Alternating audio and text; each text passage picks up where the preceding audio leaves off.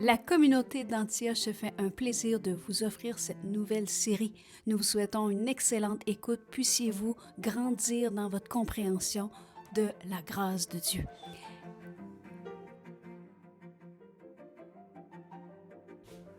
Bonjour et bienvenue à ce nouveau cours de s'affirmer dans notre identité en Jésus-Christ pour une vie transformée. Aujourd'hui, dans ce 11e cours, qu'est-ce qu'on voit? Eh bien, on voit que nous sommes participants, on fait partie intégrante de l'œuvre de Dieu sur terre. C'est pas ça, hein? On fait partie intégrante de l'œuvre de Dieu sur terre. Ça veut dire quoi? Ça veut dire qu'on participe avec lui. On est participant. On n'est pas comme genre dans l'estrade, on n'est pas des gérants d'estrade, là. On est sa patinoire, puis on patine avec lui. Hein? C'est ça qui est extraordinaire avec Dieu. C'est qu'il ne nous laisse pas, il ne nous met pas de côté. Donc, notre identité en Christ nous engage. Nous sommes participants actifs dans la mission de Dieu, appelés à vivre, à œuvrer et à témoigner ensemble dans son royaume et pour son royaume. Okay? Donc, on est des participants actifs. Donc, trop souvent, puis là, j'aimerais ça faire un petit aparté sur cette question-là d'appel, d'élection, prédestination, parce que si vous êtes comme moi, trop longtemps, j'ai été mêlé avec tout ça. Il a fallu que je me penche les Écritures, que j'étudie, j'ai dû étudier des milliers d'heures là-dessus pour essayer de démêler ça. Ça veut dire quoi? L'appel, l'élection, la prédestination. C'est quoi que ça veut dire tout ça? OK? Donc, on va regarder ce que l'Écriture, ce que la Bible dit là-dessus, pas ce que une tradition ou une autre ou des idéologies quelconques peuvent penser là-dessus. Okay? Parce que Dieu nous rend participants et c'est directement relié à l'appel et à l'élection. Directement. Mais pour pouvoir se démêler là-dedans, il faut tourner vers la parole pour essayer de comprendre tout ce que ça veut dire. Donc, dans Ésaïe 42, 1, dans Ésaïe 42, 1,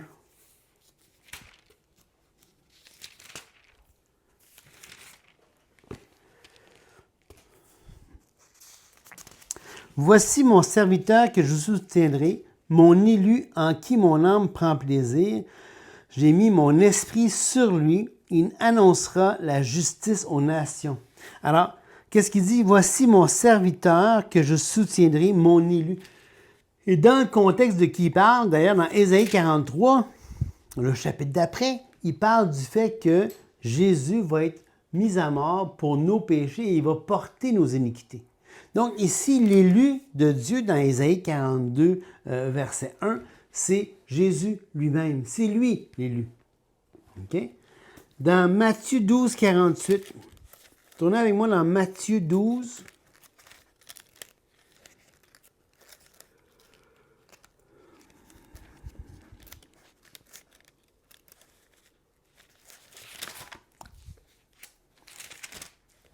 « 48.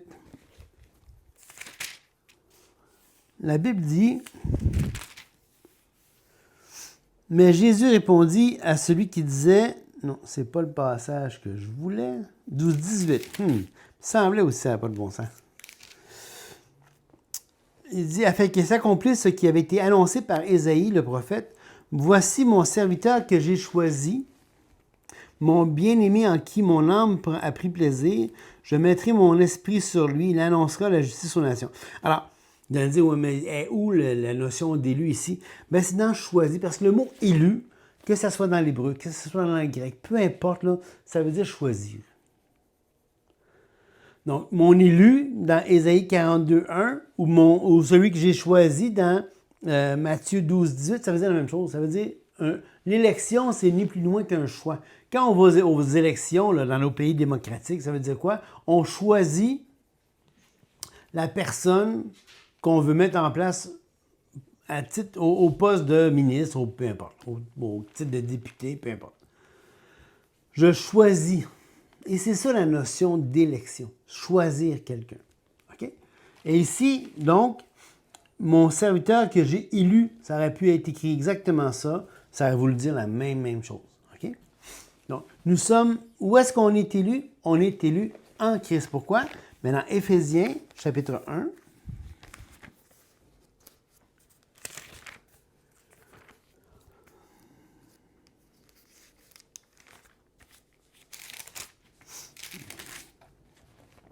Ça dit, en lui, Dieu nous a élus. Donc, c'est où qu'on est élu?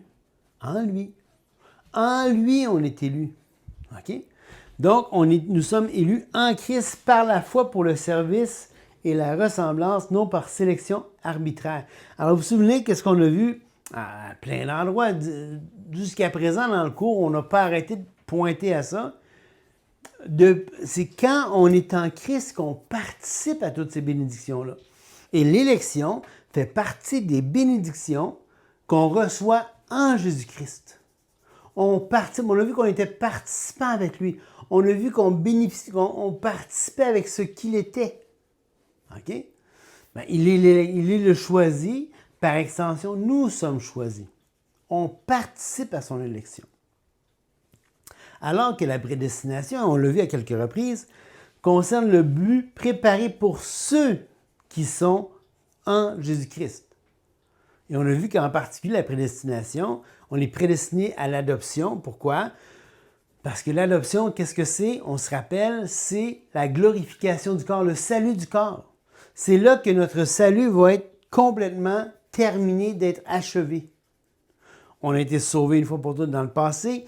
On est dans un processus de salut pour nos âmes en termes de sanctification, en termes d'une marche avec Dieu. Et là, plus tard, notre corps va être sauvé, il va être régénéré. Donc, on voit vraiment les 3 temps du salut. Et la prédestination, c'est quand on est en Jésus-Christ, on est prédestiné pour être ses enfants d'adoption, prédestiné donc à la gloire, à la glorification. OK?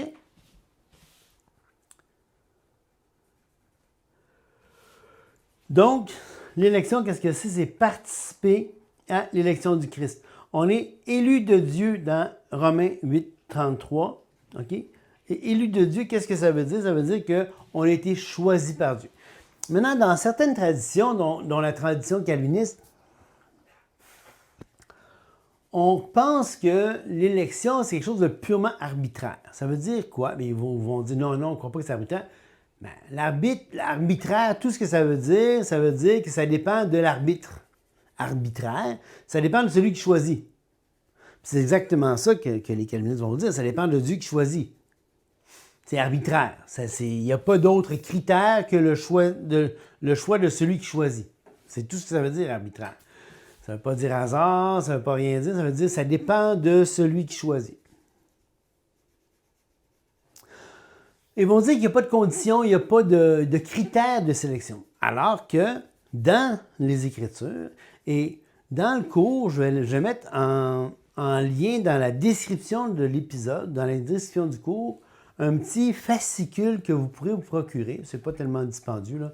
C'est l'ensemble de tous les endroits dans la Bible où est-ce qu'on parle de l'élection. Et vous allez voir qu'à chaque fois qu'on parle d'élection, il y a un critère associé à ça. Hein? Dieu va se choisir, va avoir des hommes choisis sur le... Comment on appelle ça, là? Le volet. Choisis sur le volet. Hein? Les hommes vaillants de David, là, ben, c'est des hommes choisis sur le volet. Pourquoi? Mais il va prendre les meilleurs soldats, les meilleurs candidats. Plein d'endroits. Tu sais, quand tu reçois des invités, tu vas choisir les meilleurs mets, des mets choisis pour offrir ça à tes convives. Tu as plein d'endroits que le mot choix apparaît, là. C'est pas juste une question d'élection, là. Et c'est jamais en rapport avec le salut. Jamais, jamais, jamais. On voit ça dans les Écritures. Jamais. OK? Mais le choix, la condition du choix, celle-là, je suis d'accord de dire, elle serait arbitraire dans le sens où ça dépend de celui qui choisit. Il a le droit de mettre les conditions qu'il veut pour choisir ce qu'il veut. Moi, je vais au magasin, je vais me chercher, je ne sais pas moi, je vais faire l'épicerie. Puis je suis dans l'allée des viandes, puis je regarde les viandes que je vais m'acheter pour, mettons, pour le souper. je regardais les viandes, je vais voir, ah, ben celle-là, OK, ben écoute, là, il y a des belles lignées de, tu sais, il y a des belles lignées de gras dans la viande, tu sais, c'est beau, pas trop de gras, mais juste assez. Tu vas évaluer essentiellement la pièce de viande en fonction de tes besoins, de tes goûts, de ce que tu préfères, de tes préférences. Tu vas choisir les choses en fonction des critères que tu mets, tes critères de sélection. Mais Dieu aussi a des critères de sélection. Puis pour le salut, il y en a un critère de sélection, et c'est lequel d'après vous? C'est la foi, le critère de sélection. C'est pas si t'es beau, t'es laid, t'es grand, t'es petit, t'es fort, t'es faible. Pas ça, là. T'as-tu placé ta confiance en Jésus-Christ seul pour la vie éternelle? C'est ça le critère de sélection. Il n'y en a pas d'autre. Il y en a qui vont dire, oh, mais veux-tu dire que le salut, c'est par les œuvres? Par les œuvres, je viens de te dire que c'est par la foi. On se comprend-tu? Le salut n'est pas, n'a jamais été et ne sera jamais à vendre. On ne peut pas l'acheter par nos œuvres. On ne peut pas l'acheter par rien par tout. Le salut, c'est offert gratuitement à quiconque croit. Pas plus compliqué que ça. Donc, de la même manière, l'élection aussi, c'est offert à quiconque croit. Pas plus compliqué que ça. Et là, l'appel, dans Matthieu 22, 14, ça dit qu'il y a beaucoup sont appelés, mais peu sont élus. Ça veut dire quoi? Venez-vous-en. Venez-vous-en. Mais on va le lire dans Matthieu 22, 14. On va se mettre dans le contexte, vous allez voir.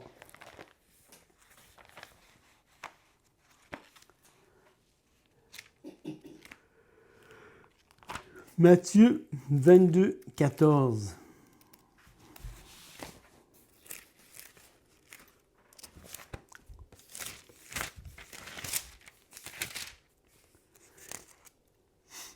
Ça dit, on est dans la parabole du festin des noces. OK? Alors, il dit, bon, on se rappelle, hein, Jésus prenant la parole, leur parla de nouveau en parabole et il leur dit, « Le royaume des cieux sera semblable à un roi qui fit des noces pour son fils. Il envoya ses serviteurs appeler ceux qui étaient invités aux noces, mais ils ne voulurent pas venir. Il envoya encore d'autres serviteurs en disant, « Dites aux conviés, voici, j'ai préparé mon festin, mes bœufs, mes bêtes grasses sont tués, tout est prêt, venez aux noces. » Mais sans s'inquiéter de l'invitation, ils s'en allèrent, celui-ci à son champ, celui-là à son trafic, et les autres se saisirent des serviteurs, les outragèrent et les tuèrent. Le roi fut irrité. Il envoya ses troupes, fit périr ses meurtriers et brûla leur ville. Alors il dit à ses serviteurs, les noces sont prêtes, mais les conviés n'en étaient pas dignes. Pourquoi? Pourquoi ils n'étaient pas dignes? Ils ont refusé l'invitation. C'est pas, il n'y a rien d'autre qui ont fait qu'ils n'étaient pas dignes. Là. Ils ont refusé l'invitation. C'est ceux qui ont agi avec outrance aux messagers. Mais au départ, ils n'étaient pas dignes. Pourquoi? Parce qu'ils ont refusé de répondre. Ils ont été au champ, OK? Mais c'est eux autres qui se sont disqualifiés. C'est pas Dieu qui les a disqualifiés. Dieu les avait invités gratuitement. Ils se sont disqualifiés. Il dit, « Allez donc dans les carrefours et appelez aux noces tous ceux que vous trouverez. » Ses serviteurs allèrent dans les chemins, rassemblèrent tous ceux qu'ils trouvèrent méchants et bons, et la salle de noces fut pleine de convives. Et le roi entra pour voir ceux qui étaient à table. Il aperçut là un homme qui n'avait pas revêtu un habit de noces. Il lui dit, « Mon ami, comment es-tu entré ici sans avoir un habit de noces? » Cet homme eut la bouche fermée. Mais là, on pourrait se dire, « Ouais, mais il est là, il n'y a pas d'habit de noces, comment ça? C'est quoi ça, l'habit de noces? » À l'époque, c'était coutume que quand tu étais convié à une noce, on te fournissait l'habit de noces. On s'assurait que tout le monde était beau, propre, fin, tu sais, tout beau, là, tu sais. Il n'y avait pas de photo dans ce temps-là, mais c'était quand même un décorum. Okay? Et donc, on leur donnait. Alors, si lui n'avait pas reçu l'habit de noces, c'est parce qu'il n'était pas passé par le bon chemin. Il ne s'était pas rendu là de la bonne façon. Comment c'est la façon à répondre à l'invitation? Et tout le monde est invité. Il aurait pu donc répondre de la bonne manière à l'invitation, mais essayer de se faufiler. Alors, comment est-ce qu'on doit répondre à l'invitation du salut? Répondre par la foi en croyant en Jésus-Christ seul pour la vie éternelle. Cet homme eut la bouche fermée. Alors le roi dit aux serviteurs, liez-lui les mains, les pieds et les mains, et jetez-les dans les ténèbres du dehors, où il y aura des pleurs et des grincements de dents. Car il y a beaucoup d'appelés et peu de choisis. Tout le monde est appelé, peu de choisis. Qui sont choisis? Ceux qui répondent correctement à l'invitation. C'est pas plus compliqué que ça. OK? Dans 1 Pierre 2,4, ça dit « Approchez-vous de lui, hein? Vous êtes choisis et précieux. Dieu nous invite personnellement à entrer en Christ. C'est en lui qu'on devient élu. » Colossiens 1,12. Je vous l'avais dit que Colossiens, c'est un livre extraordinaire. On n'arrête pas de le voir ensemble. Colossiens 1,12.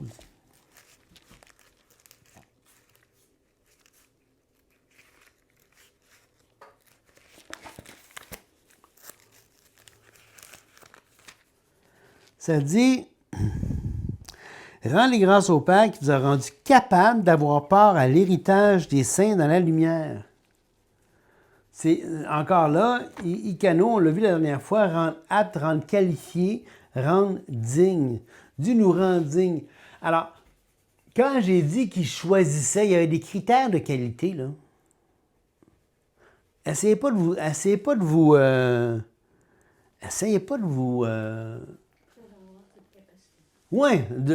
prétendre que vous avez cette capacité-là. Vous ne l'avez pas, la capacité. Vous ne serez jamais capable d'arriver aux attentes de Dieu. Jamais. Jamais. Il est parfait et il s'attend. Et pour pouvoir rencontrer ces critères de qualité, il faudrait être parfait. On est donc tous disqualifiés, toute la gang.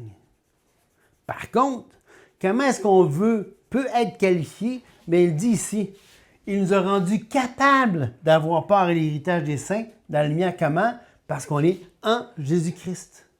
C'est en Christ qu'on est sanctifié. C'est en Christ qu'on est justifié. C'est en Christ qu'on est rendu capable. C'est en Christ qu'on est rendu digne. OK?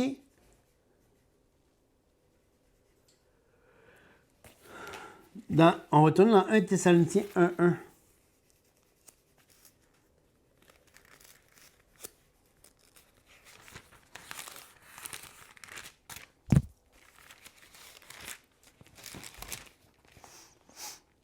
Paul, Sylvain et Timothée à l'Église des Thessaloniciens qui est en Dieu le Père et en Jésus-Christ le Seigneur, que la grâce et la paix vous soient données. Donc, il dit quoi? Il dit Paul, Sylvain et Timothée à l'Église qui est en Dieu le Père et en Jésus-Christ. Donc, nous sommes en Dieu et nous sommes en Christ. On l'avait vu, hein, toute l'histoire des petites, des poupées russes, là, mettons. Quand il dit dans Jean 14, 20, « Vous êtes en moi et moi je suis en vous », notre position, elle est claire, notre position. OK? On est des membres de son corps, 1 Corinthiens 12, 13, on l'a vu ensemble. Nous avons tous été baptisés dans un seul esprit pour former un seul corps. Chaque croyant a une place unique et précieuse. Ah, ça, c'est un passage extraordinaire. Tournez dans 1 Corinthiens 3, 9. Ça vaut la peine d'aller le voir, là. Vous devriez tout le souligner puis mettre des flèches dans votre Bible. Vraiment rendre ça, puis écrire le mot qui est écrit là, parce que c'est vraiment un mot extraordinaire. Dans 1 Corinthiens 3, 9.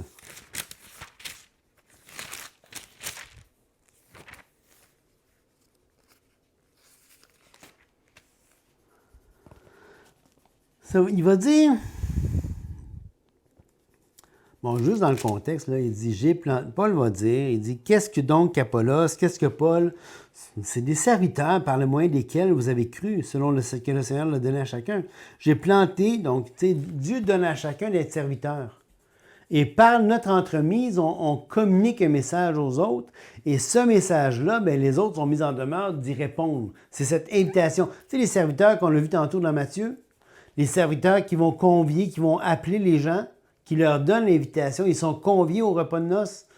ben, on est tous conviés.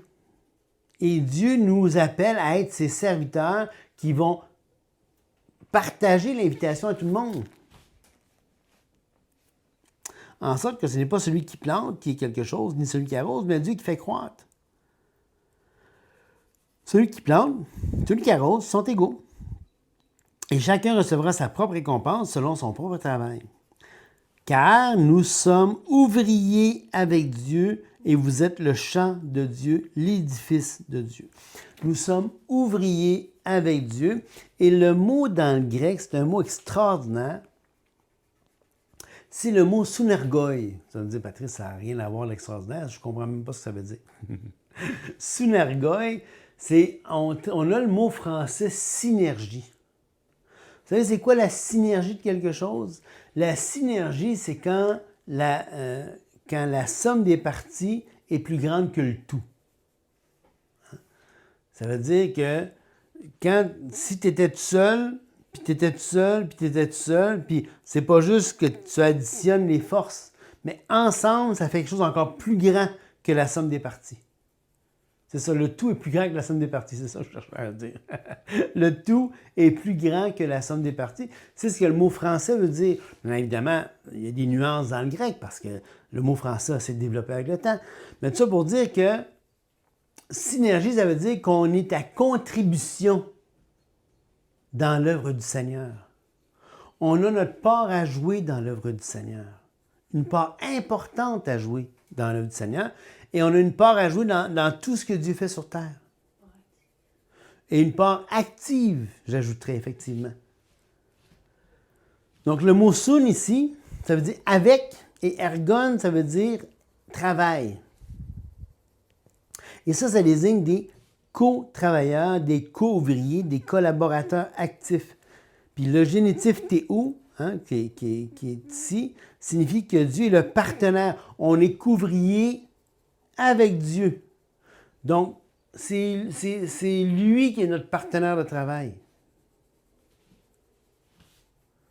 Avec lequel nous n'avons pas seulement le maître d'œuvre, c'est pas juste le boss.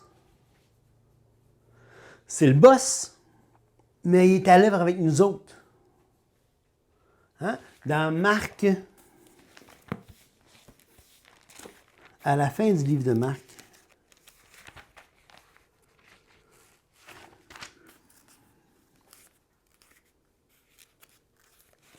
je pense à la fin du livre de Marc, mais je ne suis pas mal sûr. L'évangile de Marc. Oui. Et ils s'en allèrent prêcher, donc au verset 20, le dernier chapitre 16, verset 20. Ils s'en allèrent prêcher partout. Le Seigneur travaillait avec eux et confirmait la parole par les miracles qui l'accompagnaient. Le Seigneur travaillait avec eux. C'est pas juste le patron. Il vient travailler avec nous autres. C'est pour ça qu'on est co-ouvriers avec lui. On est travailleurs avec lui. OK? Dieu ne travaille pas sans nous, ni à notre place, mais il travaille avec nous. Ça, c'est écrit. Vous ne pouvez pas savoir à quel point votre rôle est important dans le royaume de Dieu. Vous avez une place, vous avez un appel, vous avez quelque chose à faire, vous avez un rôle à jouer. Puis si Dieu ne vous a pas ramené volontairement à la maison, vous avez encore un rôle à jouer. Diminuez pas votre importance parce que vous ne voyez pas cette importance-là. Dieu la voit. Puis si votre rôle sur terre était terminé, savez-vous quoi? Il serait heureux de vous ramener avec lui à la maison pour pouvoir vous reposer jusqu'au renouvellement de toutes choses. Mais tant que vous n'avez pas, tant que ce n'est pas lui qui vous a ramené à la maison, tant que vous êtes encore sur terre, tant qu'il y a de l'air dans les poumons, tant que le cœur bat, tant que tout est là, vous avez un rôle à jouer, même si vous ne le voyez pas. OK? 2 Corinthiens 5, 20, ça veut dire, on va le lire, 2 Corinthiens 5, 20.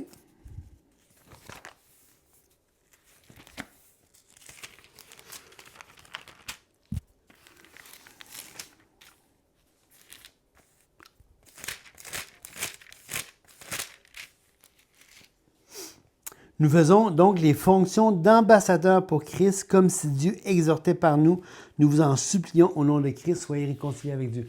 Donc, ça désigne quelqu'un qui parle avec autorité au nom d'un autre. Le mot pour ambassadeur, là, ça parle de quelqu'un qui parle avec autorité au nom d'un autre. Dans le monde gréco-romain, cela réfère à un envoyé diplomatique, un représentant officiel. Donc, on est un représentant officiel pour Christ avec l'idée de représentation, voire même de substitution. Le croyant est un canal vivant de l'appel divin à la réconciliation. Il est porteur d'un message diplomatique. Il n'est pas passif, mais il est engagé avec une autorité qui est déléguée. Vous avez un rôle actif à jouer. Et ça, c'est important. C'est important parce que je vais vous montrer un principe intéressant ici. OK, mettons qu'il y a Dieu ici. Lui, il est l'autorité. OK? Donc, il y a l'autorité, Dieu est l'autorité. Et il y a nous autres ici. OK? Et là, Dieu va déléguer son autorité à nous autres. OK? Et donc, dans l'œuvre du ministère, il y a cette délégation d'autorité. Le mot en grec, c'est exousia. Et pour que l'autorité fonctionne, il faut qu'on soit soumis à Christ, soumis aux autorités aussi que Christ a mis en place. Il y a un principe, vous savez, quand le centenier romain est venu voir Jésus, puis il a dit, « Hey, dis juste une parole, puis ma fille va être guérie. » Il dit, « Moi, j'ai des gens qui sont soumis à moi, je dis, fais ça, et il le fait. » Et donc, je suis quelqu'un qui est soumis aux autorités et j'ai des gens sous moi qui sont soumis à mon autorité. Eh bien, exousia, c'est justement cette puissance, cette autorité déléguée-là. Et on doit assumer, on doit apprendre que les autorités en place, si on ne veut pas être rebelle, parce que qui est rebelle? Ben, c'est le prince de ce monde qui est rebelle. Donc, si on veut avoir dans la bonne délégation d'autorité, si on veut avoir l'autorité d'agir dans le monde, il faut s'assurer d'être soumis à l'autorité même de Dieu. Et s'il y a des autorités, par exemple, déléguées, on doit se soumettre à ça. En toute simplicité. OK? Donc,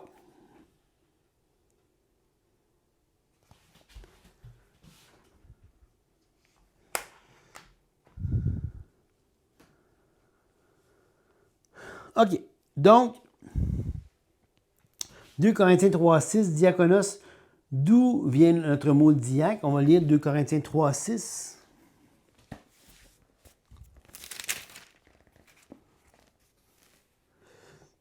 Il dit, il nous a aussi rendus capables d'être ministres d'une nouvelle alliance, non de la lettre, mais de l'esprit, car la lettre tue, mais l'esprit vivifie. Et qu'est-ce qu'il dit ici? Il nous a rendus capables. Donc, dans l'appel qu'on a, dans les tâches qu'il nous délègue, dans ce qu'on semble voir de la part de Dieu qu'on doit faire, sachez une chose, il vous a rendu capable. Quand j'étais jeune croyant, il y avait un homme qui m'avait dit une fois, Patrice, quand Dieu appelle, Dieu équipe. Quand Dieu appelle, Dieu équipe. Et la grâce de Dieu ne te mènera jamais là où la grâce de Dieu ne peut pas te soutenir. Donc, tu dois apprendre, et je dois apprendre, même, ça fait depuis 83 que je suis au Seigneur, là. Je dois apprendre toujours, et c'est quelque chose qui se renouvelle à chaque jour, à marcher en sachant que Dieu m'a équipé pour faire ce qui s'attend de moi. Et si je me retrouve dans un endroit où est-ce que je ne me sens pas équipé, de deux choses l'une, soit que je ne crois pas ce que Dieu a promis, ou peut-être que je ne suis pas à bonne place. Peut-être. Mais avant de penser que tu n'es pas à bonne place, va à Dieu et regarde si peut-être il ne te demande pas quelque chose. Y a-t-il quelque chose que Dieu te demande que tu dois céder pour aller de l'avant avec lui? Fait que, qu'est-ce qu'on a vu aujourd'hui? Bien, on a vu qu'on était participants. participant à l'œuvre de Dieu. On a vu plusieurs choses. On a vu qu'il nous avait appelés au service. Et l'élection, tantôt, ce que je n'ai pas dit, c'est que l'élection, c'est jamais pour le salut. L'élection, c'est pour le service. Dieu nous choisit pour le servir.